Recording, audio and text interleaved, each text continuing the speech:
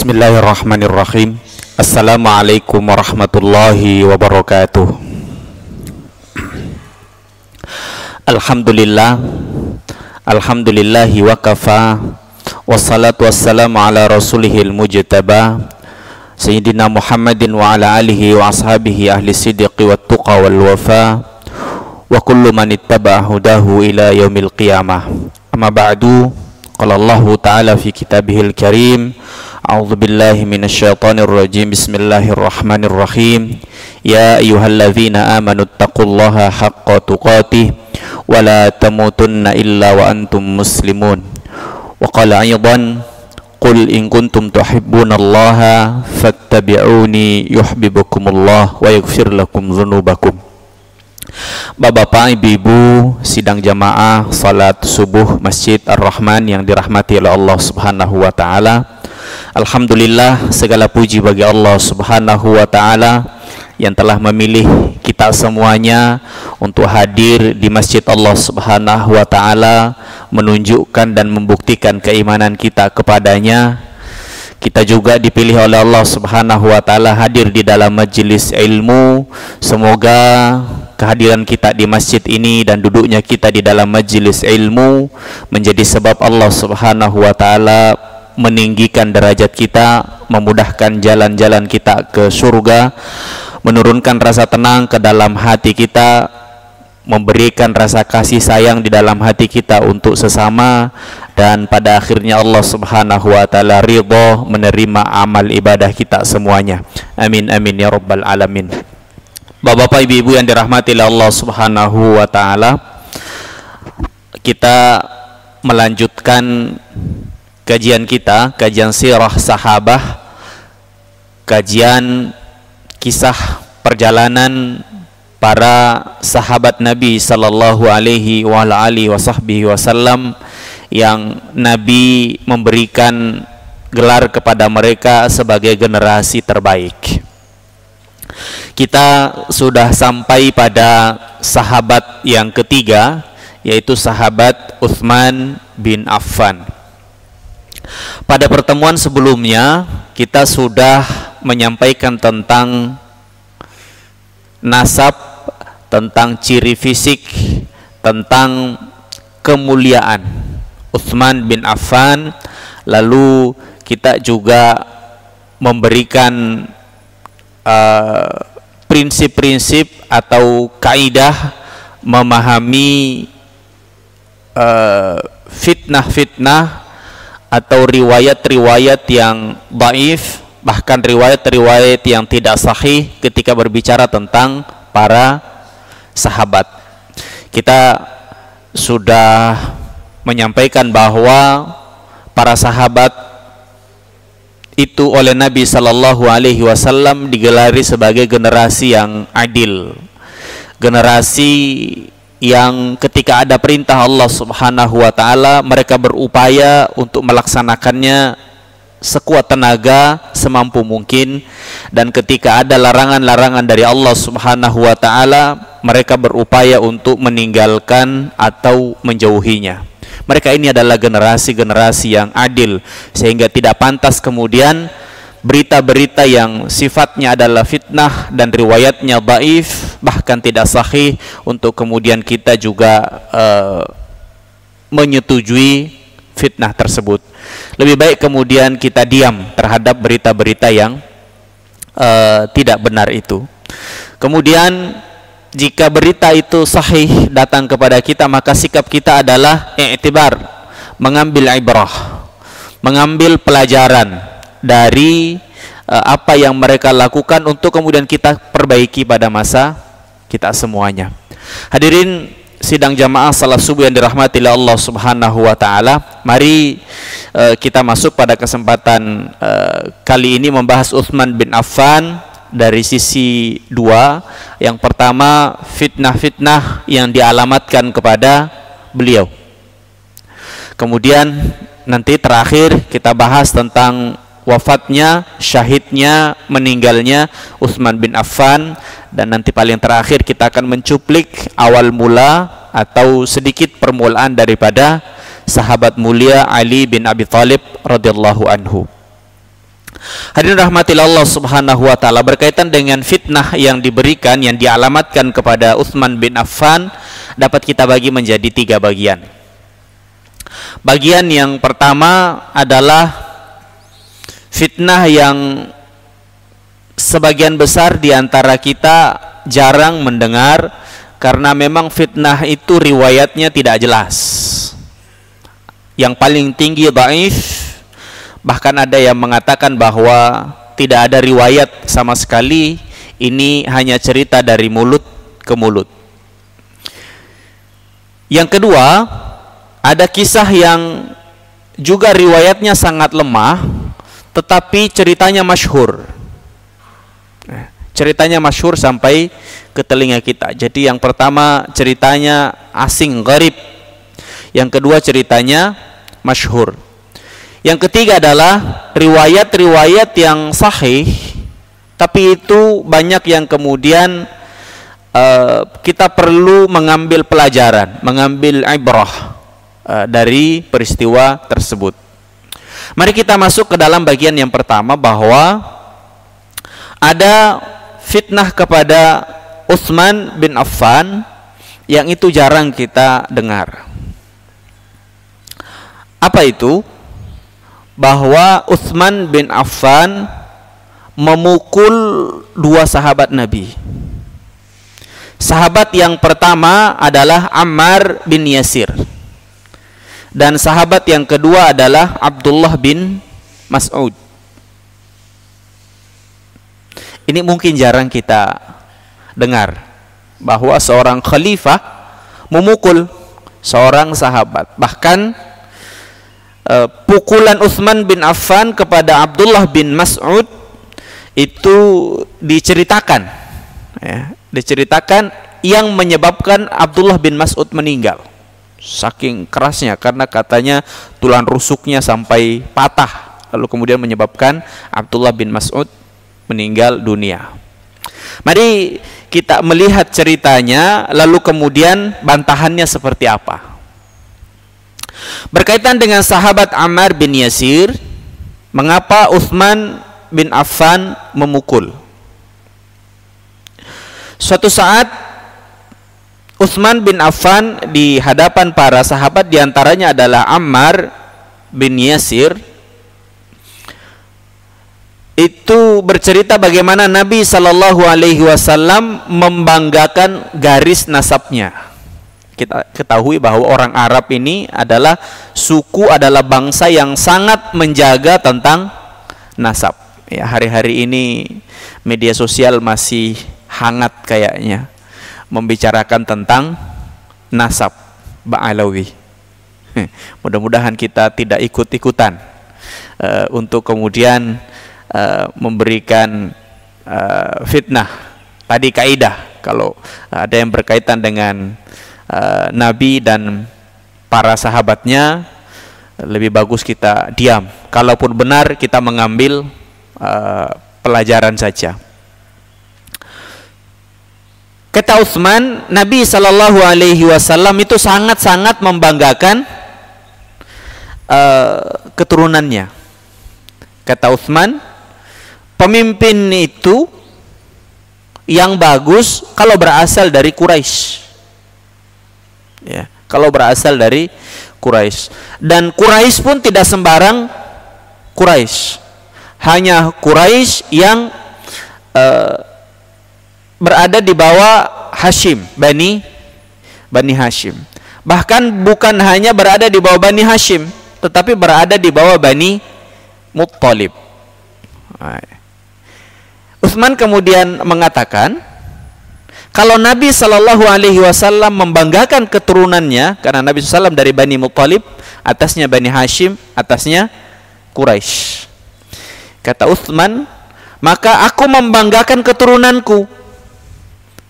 Kata beliau, pemimpin yang paling baik itu adalah pemimpin yang berasal dari Bani Umayyah. Bani Umayyah, kita sudah membahas sebelumnya bahwa Utsman ini sepupu dengan Muawiyah bin Abi Sufyan, sepupu dengan Amr bin Al-As. Ammar bin Yasir langsung berdiri, Tidak benar itu. Ya, tidak benar itu. Lalu Utsman kemudian mengatakan, apakah engkau mau bersumpah atas nama Rasulullah? Kata Ammar, aku bersumpah atas nama Rasulullah. Tidak ada asabiyah, tidak ada kemuliaan itu berdasarkan garis keturunan. Sesungguhnya kemuliaan itu atas dasar takwa. Konon dalam ceritanya itu agak panas sampai kemudian Utsman bin Affan memukul Ammar bin Yasir sampai dikatakan perutnya itu robek. Ini cerita yang jarang, asing sekali kita dengar, tetapi oleh para pembenci Utsman bin Affan yang nanti menyebabkan mereka kemudian bersepakat untuk membunuh Utsman, ini adalah salah satu alasan. Salah satu alasan yang kemudian disampaikan sebagai dasar mereka membunuh Utsman bin Affan. Yang pertama. Yang kedua, Utsman bin Affan memukul Abdullah bin Mas'ud. Kita tahu Abdullah bin Mas'ud ini adalah jalur sanad Quran. Jalur sanad Quran. Jadi di antara sahabat Nabi Shallallahu Alaihi Wasallam yang menjadi jalur sampainya bacaan Al-Quran kepada Nabi kita SAW adalah Abdullah bin Mas'ud. Di masa Utsman bin Affan itu terjadi ditetapkannya satu kitab yang ditulis oleh Zaid bin Thabit. Ditulis oleh Zaid bin Thabit sebagai mushaf yang disepakati bahwa inilah mushafnya umat Islam. Lalu yang lain kemudian diminta untuk diserahkan lalu dimusnahkan. Nah, menurut cerita Ibnu Mas'ud menolak untuk menyerahkan mushafnya. Karena nanti kalau kita membaca jumlah surahnya Zaid bin Thabit dan surahnya Ibnu Mas'ud itu berbeda. Ibnu Mas'ud lebih banyak, jumlah surahnya dia lebih banyak, bukan 114, tapi lebih banyak. Terus lebihnya apa? Wallahu a'lam. Wallahu a'lam. Tidak mau menyerahkan sampai kemudian Utsman bin Affan datang sendiri meminta, tetapi tidak mau diserahkan. Lalu Utsman kemudian dalam kisah itu memukul Ibnu Mas'ud sampai dikatakan tulang rusuknya patah. Lalu karena patahnya tulang rusuk itu membuat Abdullah bin Mas'ud kemudian meninggal.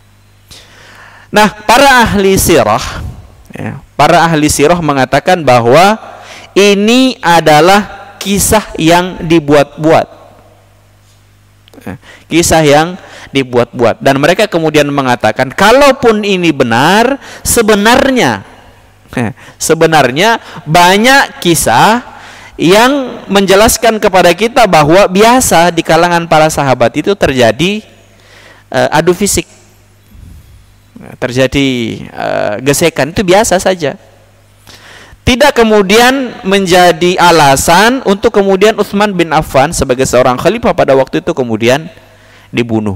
Tetapi secara riwayat ini dikatakan sangat-sangat lemah sekali, bahkan dikatakan tidak ada riwayatnya sama sekali, tetapi ini diceritakan dari mulut ke mulut. Ini hadirin rahmatillah Allah Subhanahu wa taala, fitnah pertama pada kelompok kisah yang sangat asing sekali. Yang berikutnya ada kisah yang masyhur.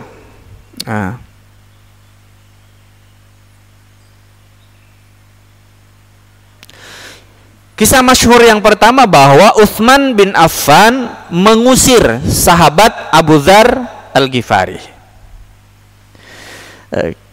Ketika kita membahas awal-awal perjalanan Nabi kita SAW, kita cukup dalam membahas siapa Abu Dzar ini. Bahwa Abu Dzar itu adalah seorang sahabat yang berasal dari kabilah yang suka malak, kabilah yang suka meminta jatah dari kabilah dagang yang lewat, karena letak Ghifari atau suku Ghifari itu berada di antara Makkah dan Madinah, yang kalau mau pergi berdagang ke Syam pasti melewati wilayah kekuasaannya. Nah, dari sanalah Abu Dzar Al-Ghifari. Abu Dzar Al-Ghifari memang dikenal sangat cerdas sekali. Tetapi Abu Dzar Al-Ghifari itu kalau melihat sesuatu yang tidak cocok dengan hatinya, itu mulutnya nggak bisa nahan. Nggak bisa nahan. Terus pokoknya komen, ya, komen kritis sekali orangnya. Ya maklum karena beliau berasal dari suku yang kita masukkan ke dalam kelompok Badui. Orang-orang Badui itu orangnya polos-polos. Kalau dia tidak senang ya ngomong, nggak peduli tempatnya di mana, dengan siapa dia ngomong. Banyak sekali riwayat tentang orang Arab Badui ini terhadap Nabi Sallallahu Alaihi Wasallam. Di antaranya riwayatnya mereka mengatakan, apakah kalau kita melaksanakan yang wajib itu masuk surga? Kata mereka, ya. Kalau engkau melaksanakan yang wajib, kata Nabi SAW, kalau engkau melaksanakan yang wajib, maka engkau masuk surga. Tidak lebih, tidak kurang, tidak. Kata mereka, kalau begitu sampaikan kepada aku apa saja yang wajib. Apa saja yang wajib. Lalu dia kemudian pulang, hanya melaksanakan yang wajib, tidak mau melaksanakan yang sunnah. Ini luar biasa mereka. Luar biasa mereka. Nah, Abu Dzar Al-Ghifari berasal dari sana. Diceritakan bahwa Utsman bin Affan ini mengusir Abu Dzar Al-Ghifari. Bagaimana ceritanya? Ya, bagaimana ceritanya Abu Dzar Al-Ghifari ini diusir oleh Utsman bin Affan? Abu Dzar ini kita tahu bahwa sebelum Nabi Shallallahu Alaihi Wasallam meninggal ada dua pesan yang disampaikan oleh Nabi kepada Abu Dzar. Bahwa pertama, bahwa Abu Dzar itu akan meninggal sendiri, dalam keadaan sendiri. Tidak ada yang tahu bahwa dia kemudian meninggal, tetapi dia akan disolati oleh seorang sahabat Nabi yang kebetulan lewat. Ini Abu Dzar sudah disampaikan informasinya oleh Nabi SAW. Yang kedua, Nabi berpesan, wahai Abu Dzar, kalau Madinah ini penduduknya sudah sampai di tempat ini, kamu tidak boleh tinggal di kota Madinah, kamu harus keluar. Kamu harus keluar. Maka Abu Dzar Al-Ghifari ketika pesan Nabi itu sudah betul-betul terjadi, bahwa berkembangnya penduduk Madinah sampai perumahan, pemukiman itu sudah sampai pada daerah tersebut, dia kemudian betul-betul keluar. Dia betul-betul keluar. Dan Abu Dzar memilih untuk pergi ke Syam, di mana saat itu yang menjadi gubernur di Syam adalah Muawiyah bin Abi Sufyan. Abu Dzar itu nggak suka orang kaya, nggak suka orang kaya. Kalau ketemu orang kaya pengennya disuruh infak, pengennya disuruh sedekah. Pokoknya kamu nggak boleh menyimpan, mengumpulkan kekayaanmu sampai engkau disebut orang kaya. Kalau engkau mencari kekayaan tidak apa-apa, tapi kalau engkau menjadi orang kaya nggak boleh. Ini Abu Dzar Al-Ghifari pendapatnya. Saya kira tidak bisa juga disalahkan, karena siapa yang menyimpan kekayaannya lalu bersandar kepadanya, itu salah satu jenis kemusyrikan, kesyirikan, menuhankan harta benda. Maka Abu Dzar itu nggak seneng sama orang yang numpuk kekayaan, orang yang menyimpan kekayaannya. Nah, Muawiyah bin Abi Sufyan ini adalah sahabat yang ahli manajemen, ahli perencanaan, ahli pemerintahan. Maka tentu dia memiliki sisi yang mengumpulkan uang.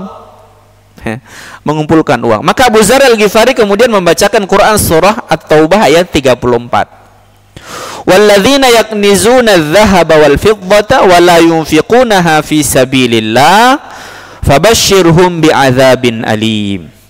Dan orang-orang yang menyimpan emas dan perak dan tidak menginfakkannya pada jalan Allah, maka beritahukanlah kepada mereka bahwa mereka akan mendapatkan azab yang pedih. Kalau kita membaca ayat ini hanya dari sisi teksnya saja, tidak kemudian membaca pemahamannya, maka terjadilah apa yang disampaikan oleh Abu Dzar. Maka Abu Dzar kemudian menegur Muawiyah dengan membaca ayat ini. Aku diperintahkan oleh Allah Subhanahu wa taala untuk memberikan kabar kepadamu bahwa orang yang menyimpan harta dan tidak diinfakkan di jalan Allah Subhanahu wa taala, maka dia akan mendapatkan azab yang pedih. Muawiyah tidak sepakat, Muawiyah tidak setuju. Bagi Muawiyah perlu ada perencanaan tentang harta ini. Bagaimana jika terjadi sesuatu di masa depan yang membutuhkan simpanan harta itu? Mungkin bagaimana kalau kita sakit nanti? Hartanya dari mana? Bagaimana kalau ada kebutuhan-kebutuhan yang membutuhkan harta? Di mana kita kemudian mendapatkannya? Padahal kita butuhnya cepat. Maka caranya adalah dengan menyimpan. Ya, kalau kita sekarang nabung untuk masa depan. Abu Dzar tidak setuju. Maka kondisi tidak kondusif. Akhirnya Utsman bin Affan dilapori oleh Muawiyah. Ini ada yang membuat kondisi tidak kondusif. Tolong berikan kebijakan. Maka Khalifah Utsman bin Affan kemudian mengirim surat kepada Abu Dzar. Nah, kata Utsman, kita ini sudah sama-sama tua. Terutama engkau wahai Abu Dzar, saya butuh penasehat. Saya butuh penasehat, saya butuh orang yang memberikan masukan kepada saya. Bagaimana kalau engkau pulang ke Madinah? Bagaimana kalau engkau pulang ke Madinah? Maka datanglah Abu Dzar ke Madinah, bukan untuk mau pindah, tapi mau menyampaikan pesan Nabi, bahwa Nabi Shallallahu Alaihi Wasallam berpesan kepadaku, kalau perkampungan ini, kalau penduduk kota Madinah ini, perkampungannya sudah sampai ke tempat ini, saya nggak boleh tinggal, saya harus pergi jauh-jauh dari kota Madinah. Mendengar itu Utsman bin Affan, loh kok saya baru dengar? Baiklah, silahkan engkau laksanakan hadis Nabi. Oleh para pembencinya ini di framing bahwa Utsman bin Affan mengusir Abu Dzar Al-Ghifari. Ini cerita, riwayatnya lemah. Bahkan dikatakan tidak ada riwayat yang bisa dipertanggungjawabkan. Tapi kisah ini masyhur. Kenapa masyhur? Saya saja bisa bercerita. Artinya ini bisa kita cari di literatur diketahui bahwa riwayatnya tidak ada. Tidak ada yang kemudian bisa dipertanggungjawabkan. Tetapi ya ceritanya sudah terlanjur dari mulut ke mulut. Hadirin rahmatillah Allah Subhanahu wa taala. Kisah masyhur yang berikutnya adalah hilangnya cincin nubuah. Jadi cincin Nabi yang dipakai untuk stempel. Nabi kalau ngirim surat, stempel di cincin. Cincin direndam di air lalu di stempel, tunggu kering, kirim. Ketika Nabi SAW wafat, cincin itu diserahkan kepada Abu Bakar As-Siddiq. Ketika Abu Bakar wafat, cincin itu diserahkan kepada Umar ibn al-Khattab radhiyallahu anhu. Ketika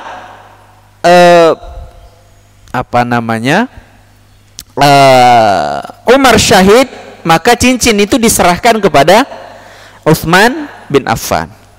Tapi ketika cincin itu berada di tangan Utsman bin Affan, suatu saat Utsman bin Affan pergi ke sumur, cincin itu lepas, jatuh ke dalam sumur. Sudah dicari ke dalam sumur itu, tapi tidak ketemu. Oleh para oleh para pembencinya, ini kemudian digembor-gemborkan bahwa Utsman ingin berkuasa dan tidak ingin diganti. Tidak ingin diganti, karenanya dia kemudian menghilangkan cincin itu. Nah.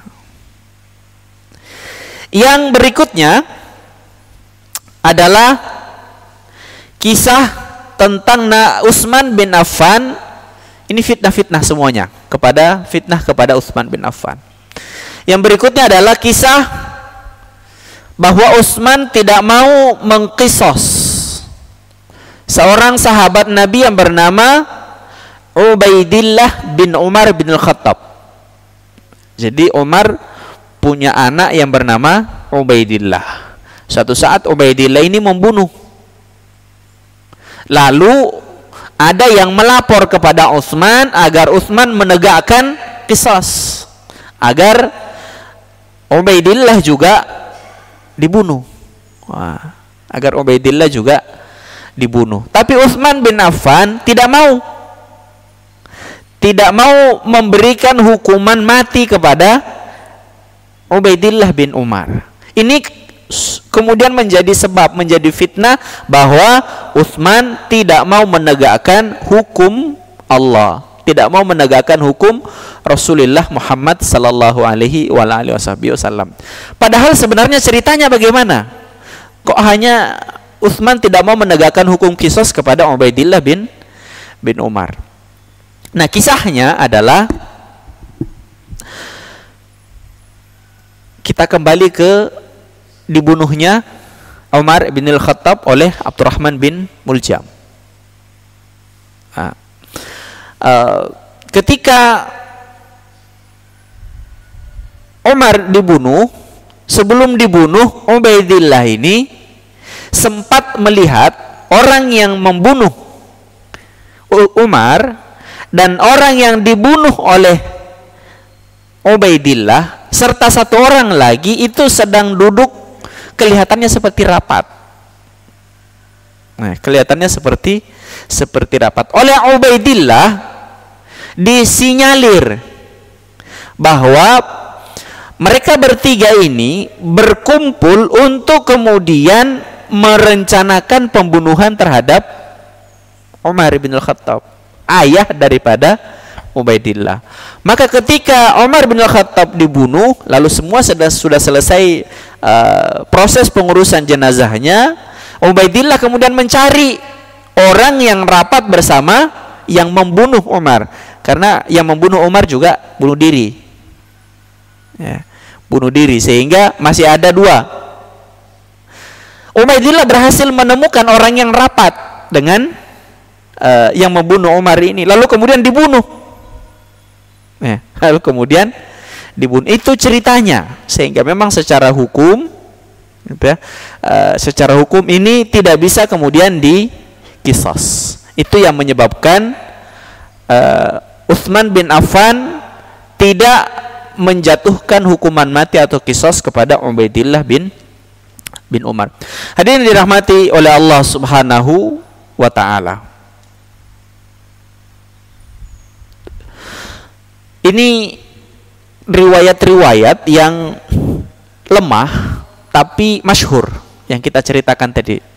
Dimulai dari diusirnya Abu Dzar Al-Ghifari, hilangnya cincin warisan Nabi Sallallahu Alaihi Wasallam, kemudian tidak ditegakkannya hukum, tidak ditegakkannya hukum qisas terhadap Ubaidillah bin Umar. Nah, ada juga fitnah-fitnah yang sahih, riwayatnya sahih, benar, yang berkaitan dengan Utsman bin Affan, yang kemudian sikap kita adalah mengambil pelajaran dari riwayat itu. Kisah yang pertama dan kita sudah bahas sebelumnya adalah fitnah tentang tidak hadirnya Utsman pada perang Badar, tetapi nama Utsman dicatat sebagai ahlul Badar. Di fitnahnya bahwa apa ini jenis fitnahnya. Jadi tidak ikut tetapi namanya ada. Ya, seperti anggota DPR lah. Dia tidak hadir tapi titip absen. Banyak itu. Ini difitnahkan kepada Utsman bin Affan. Dan ini sudah dijawab. Dan ini sudah dijawab oleh Nabi SAW bahwa Utsman tidak ikut perang karena menjaga putri Nabi Sayyidah Ruqayyah pada perang Badar. Yang berikutnya fitnah kepada Utsman bin Affan yang berkaitan dengan bahwa Utsman kabur dari perang Uhud.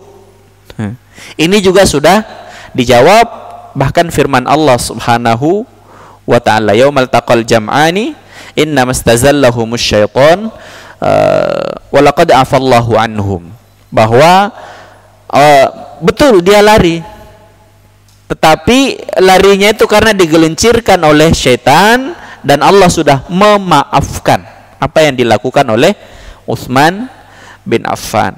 Fitnah yang ketiga bahwa Utsman bin Affan tidak ikut di dalam baiat Ridwan, yaitu sumpah setia kepada Nabi SAW dalam perjanjian Hudaybiyah. Ini pun juga sudah dijawab, karena tidak ikutnya Utsman bin Affan dalam baiat Ridwan itu karena beliau menjadi diplomat, beliau menjadi juru bicara Nabi SAW ke dalam kota Mekah. Lagi pula tangan Nabi SAW yang sebelah kiri, tangan kanan dipakai untuk membaiat para sahabat, tangan kiri kemudian dipakai untuk menutup ke tangan kanannya, lalu Nabi SAW bersabda, ini tangannya Utsman.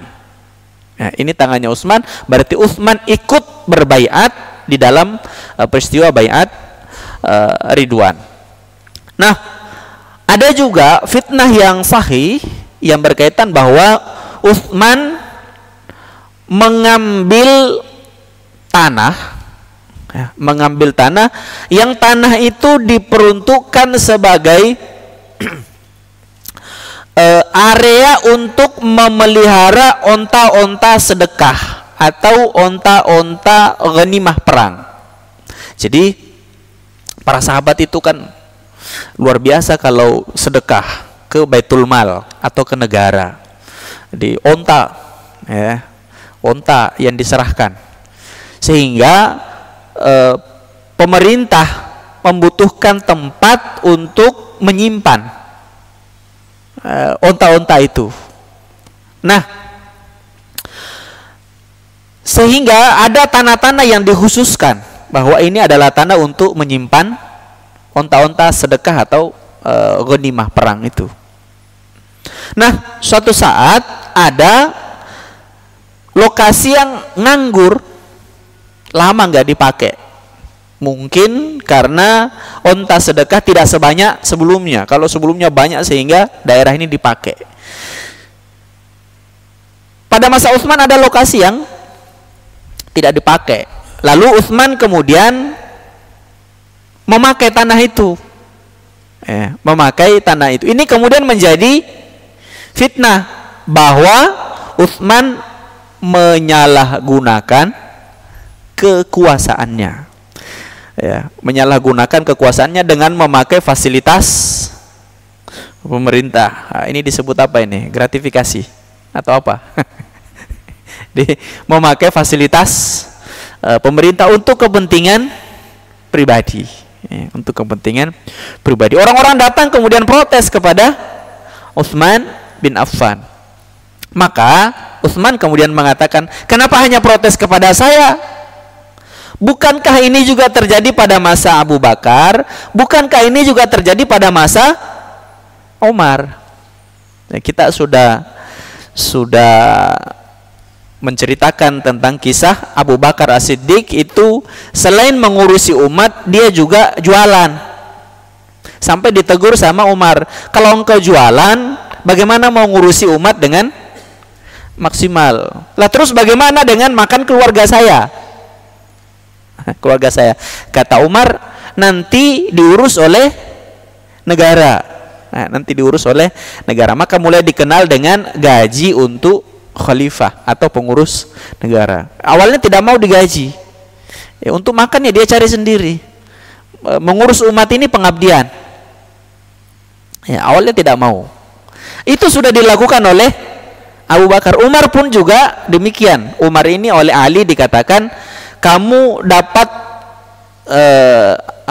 tunjangan makan tapi hanya sekali. Bayangkan, khalifah dikasih tunjangan hanya sekali. Padahal kekayaan negara pada masa Umar itu luar biasa. Tetapi saking mereka menjaga, kata Utsman, dia juga memakai fasilitas negara. Masa saya nggak boleh? Masa saya nggak boleh? Boleh jadi ya, tidak dijelaskan tanah itu dipakai apa. Boleh jadi tanah yang kosong itu dipakai untuk ya bercocok tanam, atau mungkin dipakai sebagai ya tempat logistik penyimpanan harta dagang Utsman bin Affan. Tapi ini kemudian menjadi fitnah, menjadi fitnah. Hadirin yang dirahmati oleh Allah Subhanahu wa taala. Kisah terakhir yang sahih, ya, yang sahih, dan inilah menurut para ahli sirah yang menyebabkan Utsman bin Affan dibunuh. Ini yang paling kuat yang menyebabkan Utsman bin Affan dibunuh adalah ketika Utsman bin Affan membakar mushaf-mushaf selain satu mushaf, ya, yang kita kenal dengan mushaf Utsmani yang kita pegang sekarang itu, mushaf Utsmani. Selain mushaf itu, mushafnya Ubay bin Ka'ab, mushafnya Ali, mushafnya Ibnu Mas'ud, mushafnya Ibnu Umar, semuanya dibakar. Jadi bukan disimpan tapi dibakar, dan itu dibakar di hadapan para sahabat. Di hadapan para sahabat. Ini kalau salah framing kan bahaya. Kalau salah framing bahaya, dan itu sudah di framing oleh yang membunuh nanti, yang membenci Utsman bin Affan. Terus bagaimana ceritanya? Bagaimana ceritanya dan yang benar bagaimana? Ketika Khalifah Abu Bakar berkuasa, Umar bin Al-Khattab sudah matur, sudah ngusul, Abu Bakar ini para penghafal sudah mulai berkurang. Yang mendapatkan bacaan langsung dari Nabi itu sudah mulai berkurang. Ini bahaya kalau Al-Quran itu tidak dikumpulkan, tidak dikumpulkan. Maka Abu Bakar kemudian memanggil Zaid bin Thabit. Ada 16 sekretaris Nabi. Sebenarnya Utsman salah satu sekretaris Nabi, tapi di antara sekretaris itu yang betul-betul job deskripsinya berkaitan dengan Al-Quran, pencatatan Al-Quran, itu adalah Zaid bin Thabit. Sehingga yang paling faham tentang administrasi atau arsip Al-Quran itu adalah Zaid bin Thabit. Maka Abu Bakar kemudian memanggil Zaid bin Thabit, menugaskannya untuk mengkodifikasi, untuk mengumpulkan Al-Quran. Awalnya Zaid bin Thabit nolak. Dia bilang, kalau saya disuruh mindah gunung, itu lebih aku mau daripada disuruh mengumpulkan tulisan-tulisan Al-Quran yang itu tidak pernah dilakukan oleh Nabi. Jadi gara-gara Nabi tidak pernah melakukan, kata Zaid, lebih bagus aku memindahkan gunung daripada harus melaksanakan sesuatu yang tidak pernah dilaksanakan oleh Nabi SAW. Ini bagaimana para sahabat menjaga sunnah itu. Lebih bagus mindah gunung daripada melakukan bid'ah. Kira-kira begitulah. Hadirin dirahmati Allah Subhanahu wa taala. Tetapi berkat doa, jadi Abu Bakar tidak maksa, tetapi dia mendoakan, lalu Allah membukakan, melapangkan hati Zaid bin Thabit, sampai Zaid bin Thabit kemudian mengumpulkan Al-Quran dan selesai pada masa Abu Bakar. Dia serahkan hasil kerjanya kepada Abu Bakar. Ini Al-Quran yang sampai kepadaku. Itu persis seperti yang ada sekarang ini. Itu Quran yang dikumpulkan oleh Zaid bin Thabit yang nanti menjadi mushaf Utsmani. Jadi bukan Utsman yang buat itu. Yang membuat, yang menyusunnya adalah Zaid bin Thabit, dan sudah ada pada masa Abu Bakar. Ketika Abu Bakar meninggal, mushaf itu diserahkan kepada Umar. Ketika Umar syahid karena syahidnya dibunuh, maka dia tidak sempat menyerahkan mushaf itu kepada Utsman. Tapi mushaf itu dititipkan kepada putrinya Umar, yaitu Hafsah. Utsman tidak megang mushaf itu. Sampai kemudian Utsman bin Affan menyebarkan kekuasaannya sampai di tempat yang kita kenal sekarang dengan Armenia dan Azerbaijan. Jauh sekali, jauh sekali. Dan ketika Hudzaifah al-Yamani kemudian mengecek bacaan para sahabat, jadi ketika mereka istirahat atau dalam perjalanan, mereka menggunakannya untuk murojaah. Pimpinannya kemudian mengecek bacaan para sahabat. Ternyata para sahabat itu berbeda. Jadi buat ya halaqah tahsin lah mungkin. Para sahabat kemudian ya masing-masing membaca. Ternyata bacaan mereka berbeda. Yang berat karena mereka kemudian menisbahkan, menyandarkan bacaan mereka kepada Rasulullah. Loh, saya mendengar Nabi baca begini. Saya mendengar Nabi baca begini. Yang lain juga mengatakan saya mendengar Nabi membaca begini. Kan bahaya. Sama-sama mengatasnamakan Nabi. Ya kan lebih bagus mati. Ya. Membela Nabi sallallahu alaihi wasallam. Maka ketika Hudzaifah al-Yamani pulang dari menaklukkan Armenia dan Azerbaijan, langsung menghadap kepada Utsman bin Affan, karena dalam halaqah itu sampai terjadi perselisihan yang cukup keras. Gimana nggak keras? Mereka mengatasnamakan Nabi, dan itu sahih. Mereka betul-betul mendapatkan itu dari Nabi sallallahu alaihi wasallam. Maka Hudzaifah al-Yamani kemudian bilang sama Utsman, sebelum terjadi perselisihan di antara umat gara-gara bacaan Al-Quran, saya usulkan agar engkau membuat mushaf resmi pemerintah.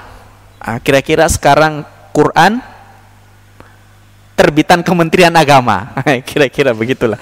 Dan itu juga dulu kan diusulkan Quran terjemahan Kementerian Agama, kalau tidak salah yang mengusulkan adalah Buya Hamka. Karena banyaknya tafsir di Indonesia, banyaknya terjemahan di Indonesia, akhirnya Menteri Agama harus membuat, sehingga terjemahan Menteri Agama dulu punya itu yang tebel hitam. Ya, ada pembatas jusnya itu. Ya, itu sangat-sangat terkenal. Nggak tahu kok sekarang kok dirubah-rubah ininya. Sudah tidak seragam lagi terjemahan Menteri Agama. Kalau dulu kan khas terjemahan itu seluruh Indonesia bentuknya sama, sehingga kita mengenal oh inilah terjemahan Menteri Kementerian Agama. Kata Hudzaifah, perlu dibuat Quran resmi pemerintah. Ya, Quran resmi pemerintah. Kata Utsman, bagaimana caranya? Maka mereka kemudian mengumpulkan para sahabat, ada Quran warisan daripada Abu Bakar ke Umar, lalu Quran itu ada di Hafsah. Maka Utsman kemudian mengirim utusan ke Hafsah, lalu Quran itu diserahkan kepada Utsman bin Affan. Lalu Utsman kemudian mengumpulkan penulis-penulis Al-Quran yang lain. Al-Quran yang lain. Yang paling terkenal yang sudah kita ceritakan sebelumnya adalah Qurannya Ibnu Mas'ud, yang menurut cerita yang tidak sahih tadi itu tidak mau dikumpulkan, sampai Utsman kemudian mukul. Yang pukulannya itu membuat Ibnu Mas'ud kemudian meninggal. Itu tidak sahih. Yang sahih adalah mereka bahkan dengan sukarela datang menyerahkan Al-Quran mereka untuk dibakar. Mushaf. Sehingga mushaf Ubay bin Ka'ab, mushaf Ibnu Mas'ud, mushaf Ali bin Abi Thalib, itu semua dikumpulkan lalu dibakar, disaksikan oleh semua sahabat, dan tinggal satu mushaf yang kemudian kita menyebutnya dengan mushaf Utsmani atau mushaf yang ada di tangan kita sekarang. Nah, memang di museum-museum ada yang masih katanya ini adalah mushafnya Ubay bin Ka'ab, ini mushafnya Utsman Ibnu Mas'ud. Ada di beberapa yang lebih tebal. Kami pernah mengeceknya dan itu ada bisa kita lihat di YouTube. Hadirin dirahmati Allah Subhanahu wa taala. Peristiwa pengkodifikasian Al-Qur'an yang ceritanya ada membawa korban itu, membawa korban inilah yang menyebabkan seorang Yahudi yang baru masuk Islam, berasal dari Yaman, kemudian pergi ke Mesir, lalu mengumpulkan 3.000 sampai 6.000 orang kaum muslimin. Dikumpulkan, mereka berangkat pada bulan Zulqa'dah. Nah, mereka berangkat pada bulan Zulqa'dah dengan niat demo, demonstrasi kepada Utsman, menyampaikan keluhan-keluhan rakyat selama ini. Keluhan yang tadi kita sampaikan, riwayat-riwayat mengapa Utsman memukul Ammar, mengapa Utsman memukul Ibnu Mas'ud, mengapa Utsman memukul, itu dikumpulkan semuanya. Jadi kesalahan-kesalahan atau fitnah-fitnah terhadap Utsman dikumpulkan semua, lalu dia mengumpulkan demonstran tidak tanggung-tanggung, 3.000 sampai 6.000 orang datang. Nah, yang jadi masalah ini musim haji, sehingga mau berapa ribu yang datang, selama dia muslim dan ini adalah wilayah haram, maka kan tidak ada kecurigaan yang berlebihan. Sehingga walaupun yang 3.000 ini datang mengepung rumah Utsman, tapi oleh para sahabat yang lain tidak dianggap mengepung, ya mungkin mau sawan, mau datang ke rumah khalifah. Padahal yang 3.000 sampai 6.000 ini sedang mengepung rumah Utsman, meminta pertanggungjawaban kepada Utsman bin Affan. Mereka menyampaikan tuntutan, ya, jangan lari, dikatakan jangan bunuh diri, lebih bagus mundur dengan terhormat, ya, kayak bahasa demo itulah. Demo, jangan lari kau presiden, ini daftar dosamu. Kan ada 10 nawa dosa, 5 ya, nawa dosa presiden, ya, kita tidak usah menyebut namanya, bentar lagi diganti. Itu disebutkan semua dosanya Utsman bin Affan itu. Pernah ini. Nah, bukan membakar Quran yang paling disampaikan, tetapi yang paling disampaikan adalah bagaimana Utsman mengambil tanah kaum muslimin. Ya, tanah itu tanah negara, dipagar tanah itu. Mengapa engkau memagarnya padahal itu tanah negara? Ya itulah kira-kira wilayah suasana demonya seperti itu. Ya. Tapi Utsman bin Affan tidak mau turun, ya, tidak mau mundur, ya, tidak mau mundur sampai kemudian para sahabat melihat ini kok rame-rame, ada apa? Mereka kemudian pada ngutus anaknya, ya, para ngutus anak-anak mereka. Ibnu Umar datang, ya, Ibnu Mas'ud datang, bahkan Ali bin Abi Thalib, ya, yang sudah tinggal di Kufah, Irak sekarang, itu kemudian sengaja mengirim Hasan dan Husain. Diceritakan saking ramainya demo pada waktu itu, ya, mereka memblokade rumah Utsman. Rumah Utsman itu Bapak-bapak berada di antara Raudhah dan Baqi, kuburan Baqi. Ya, kalau sekarang mungkin sudah kelihatan dekat. Kalau dulu kuburan Baqi itu cukup jauh, ya, cukup jauh temboknya, batasnya dengan Raudhah atau Masjid Nabawi. Tetapi rumah Utsman itu berada di antara Masjid Nabawi, sehingga kalau ada orang datang berhaji terus ziarah ke kota Madinah, maka ya dianggap sedang haji, bukan sedang demo, tapi karena mereka rame-rame, ya mungkin teriakannya turun gitu ya, bertanggung jawab dan lain-lain sebagainya. Sementara Utsman tidak mau berbicara, tidak mau kemudian menyambut mereka. Maka mereka kemudian, para sahabat mengutus, bahkan Ali mengutus Hasan dan Husain. Ya, mereka mengutus Hasan dan Husain untuk mencari tahu ini ada apa. Ya, mereka kemudian datang, sampai saking padatnya Hasan dan Husain itu sampai terjatuh dan terluka. Jadi sampai Hasan dan Husain saja tidak diperdulikan oleh demonstran. Ya, kalau kayak demonstrasi apa kemarin itu Pak, RUU itu ya, RUU pemilu itu sampai anggota DPR aja ini Hasan dan Husain saja tidak dipedulikan, jatuh, terluka. Ya. Ada sahabat yang lolos masuk, yaitu Ibnu Umar dan Ibnu Mas'ud. Ibnu Umar dan Ibnu Mas'ud lolos masuk, lalu kemudian bertanya kepada Utsman, ada apa ini? Kok khalifah diteriaki seperti ini? Ibnu Mas'ud kemudian mengatakan, coba dengar apa yang disampaikan. Ternyata ketika didengar, mereka mengatakan, jangan bunuh diri wahai khalifah, lebih bagus mundur dengan terhormat. Ini ada apa? Ya, ini ada apa? Ibnu Umar kemudian mengatakan kepada Utsman, wah ini bahaya. Berikan perintah kepada kami akan mengumpulkan pasukan. Ini nggak boleh ini. Ya, kira-kira yang pro lah ya, yang pro terhadap Utsman. Ibnu Umar tidak nunggu, dia langsung pulang lapor kepada keluarga besar para sahabat, lalu berkumpullah 700 sampai 800 orang.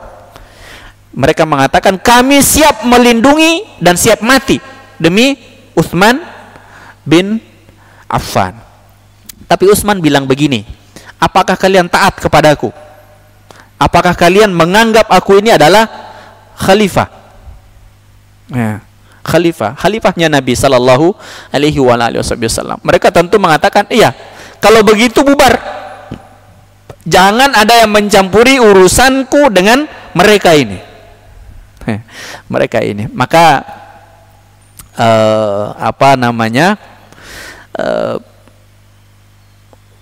Utsman bin Affan kemudian melakukan negosiasi kepada 3.000 sampai 6.000 pasukan, dan awalnya kena. Mereka kemudian memilih pulang ke Mesir. Nah, di tengah perjalanan ada seorang pasukan yang sembunyi-sembunyi keluar. Ya, keluar lalu menampilkan gelagat-gelagat yang aneh. Ya. Pasukan yang lain kemudian berpikir, jangan-jangan ini mata-mata. Ya, jangan-jangan ini mata-mata. Maka ditangkaplah satu orang ini, lalu diinterogasi. Kamu mau kemana? Siapa kamu? Lalu orang ini mengaku, saya ini sebenarnya utusannya Utsman bin Affan. Terus, saya diperintahkan Utsman untuk mengirim surat kepada Amr bin As, gubernur Mesir. Ya, gubernur Mesir. Mana suratnya? Dibuka, dibaca. Ternyata isi suratnya adalah, setelah sampainya 3.000 ini pasukan ini, mereka ini ke Mesir, Amr bin As diperintahkan untuk membunuh mereka semuanya. Itu isi suratnya. Membaca surat ini 3.000 pasukan marah balik. Kalau sebelumnya mereka menuntut, ya karena Ammar bin Yasir dipukul, ada ya urusan-urusan dunia lah. Sekarang ini sudah urusan mati, perintah mati. Oh, ini nggak benar nih. Nggak benar. Akhirnya mereka kembali memang niat untuk membunuh Utsman bin Affan. Ini sudah masuk nih. Sudah terang sekali. Masih lanjut, Pak? Sudah. Kita hentikan aja, sudah masuk. Sudah masuk. Karena ini masih panjang sekali. Sampai kemudian Utsman bin Affan kemudian terbunuh. Dan panjangnya ini ada banyak sekali pelajaran yang ada di dalam. Daripada nanti sampai di bagian yang kita tidak bisa memotong, ya, kita sampaikan pada bagian nanti terakhir Utsman bin Affan betul-betul dibunuh oleh di antara 3.000 pasukan ini. Sebenarnya 3.000 pasukan ini mereka bukan orang munafik, mereka bukan ini. Mereka ini adalah 3.000 pasukan yang diprovokatori oleh seorang yang bernama Abdullah bin Saba. Abdullah bin Saba ini orang munafik, seorang Yahudi yang pura-pura masuk Islam, niatnya memang pengen menghancurkan pemerintahan Islam. Dan begitulah sifatnya orang Yahudi sampai hari ini. Tidak ada presiden, tidak ada kepala negara di dunia ini yang tidak dikendalikan oleh Yahudi. Ini salah satunya, salah satunya yang terjadi pada Utsman bin Affan setelah dia gagal membuat itu kepada Umar Ibnul Khattab radhiyallahu anhu. Nanti setelahnya ini semua adalah perilaku orang-orang Yahudi. Sudah ada bukunya, sudah ada kitabnya, konspirasi Yahudi di dalam membuat pemerintahan Islam itu kemudian kacau balau. Termasuk yang terakhir adalah dinasti apa yang terakhir, Pak? Kekhalifahan Utsmani di Turki. Itu juga perilaku orang Yahudi yang justru kemudian membuat berdirinya Israel sampai hari ini. Sehingga kalau kita lanjut sampai ke dinasti Utsmani di Turki, maka kita akan melihat benang merah bagaimana kita berlaku kepada kekejaman Yahudi yang memang walan tardo angkal Yahudu, tidak akan ridho, tidak akan tidur, tidak akan senang orang Yahudi melihat orang Islam itu melaksanakan ajaran agamanya. Kita akhiri dulu sementara, mohon maaf belum sampai kepada Ali bin Abi Thalib, nanti kita lanjutkan pada pertemuan berikutnya. Ada yang ingin ditanyakan Bapak-Bapak sekalian? Baik, mari kita berdoa kepada Allah Subhanahu wa taala. Semoga majelis kita ini adalah majelis yang diterima sebagai amal ibadah. Keberkahannya diberikan kepada kita semuanya. Kita diberikan kesehatan walafiat oleh Allah Subhanahu wa taala. Keluarga kita dijadikan keluarga yang sakinah, mawaddah, warahmah. Anak-anak kita menjadi anak yang saleh dan salehah. Negara kita menjadi negara yang baldatun thayyibah wa rabbun ghafur. A'udzubillahi minasyaitonirrajim. Bismillahirrahmanirrahim. Allahumma shalli wa sallim wa barik ala nabiyyina Muhammad walhamdulillahi rabbil alamin. Allahumma a'inna ala dzikrika wa syukrika wa husni ibadatik. Allahumma anfa'na bima 'allamtana wa 'allimna ma yanfa'una wa na'udzubika min 'ilmin la yanfa'u qulubun la yakhsha. Allahumma inna nas'aluka 'ilman nafi'a wa 'amalan mutaqabbala wa rizqan thayyiba. Allahumma inna nas'aluka ridhaka wal jannah wa na'udzubika min sakhatika wan nar. Allahumma ja'al jam'ana hadza jam'an marhuman wa tafarruqana min ba'di tafarruqan ma'suman. Wa sallallahu ala nabiyyina Muhammadin wa alihi wa sahbihi wa sallim. Walhamdulillahi rabbil alamin. Subhanakallahumma rabbana bihamdik nasyhadu an la ilaha illa anta nastaghfiruka wa natubu ilaik. Wassalamu alaikum warahmatullahi wabarakatuh.